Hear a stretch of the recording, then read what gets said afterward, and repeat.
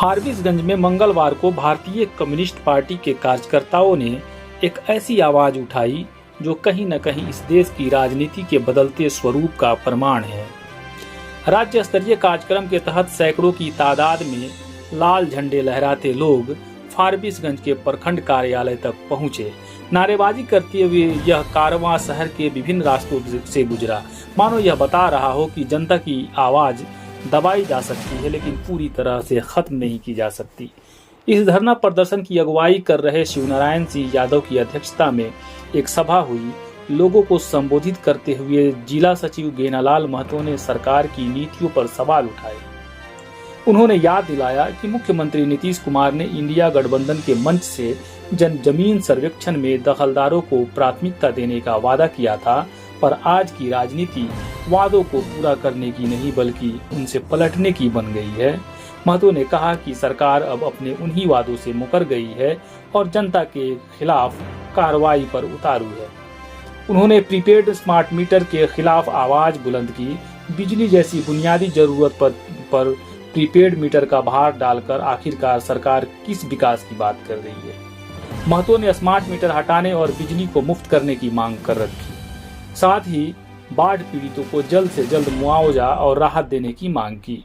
प्रदर्शन में शामिल अन्य नेताओं ने भी अपनी बातें रखी। सलाउद्दीन, महेश चौधरी, ढेपंस ऋषिदेव और अन्य वक्ताओं ने जमीन सर्वे, बिजली आपूर्ति और बाढ़ राहत को लेकर अपनी नाराजगी जाहिर की।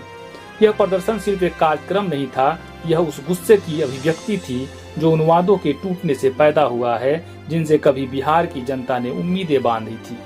फारबिसगंज की सड़कों पर उठी ये आवाजें उस निराशा और संघर्ष की गवाही दे रही थी जो आज हर उस इंसान के दिल में पल रही है जो बेहतर कल की उम्मीद में संघर्षरत है।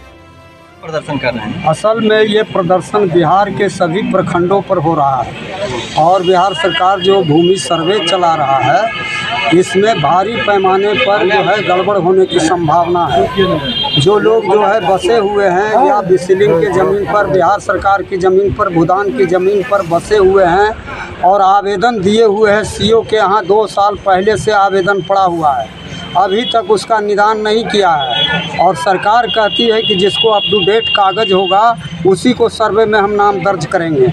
इसलिए हम उसका विरोध कर रहे हैं कि आप इंक्वायरी कीजिए। जो ज़मीन पर जो दखल कब्जा में है, जिसका घर द्वार है, उसको भूमि सर्वे में प्राथमिकता दिया जाए। और दूसरा सवाल है कि प्रीपेड स्मार्ट मीटर जो है बिहार के लिए सूटेबल नहीं है। यहाँ गरीबों का अधिकतर संख्या है बिहार में और जो प्रीपेड मीटर लग रहा है उसमें गरीबों का जो है लाइन कट रहा है, बिजली कट रहा है, उसका घर अंधेरा है, वो बिल नहीं दे पा रहा है और वो अनाप शनाप बिल डाल रहा है। इसलिए हम लोगों का डिमांड है कि इसको प्रीपेड मीटर को हटाया जाए और जो उपभोक्ता है उसको फ्री बिजली मुहैया किया जाए। और तीसरा सवाल है कि बाढ़ हमारे ज़िला में आंशिक आया है, फिर भी जो बाढ़ आया है उसमें हमारा प्रखंड प्रभावित हुआ है। जैसे जोगबनी है, बथनाहा है, अमौना है, उसके बाद पिपरा है, कुशमाहा है, अम्हारा है, खवासपुर है, डोरिया सोनापुर है। ये जगह पर किसानों का फसल बर्बाद हो गया है और लोग पीड़ित हो करके रोड पर अपना शरण लिए हुए था।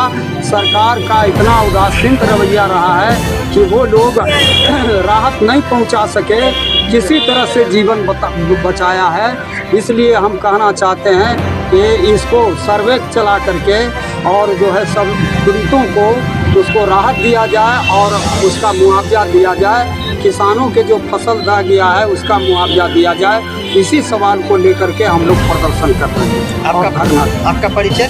मेरा नाम गेनालाल महतो हुआ। हम अररिया जिला के सहायक जिला मंत्री हैं। यही हमारा परिचय।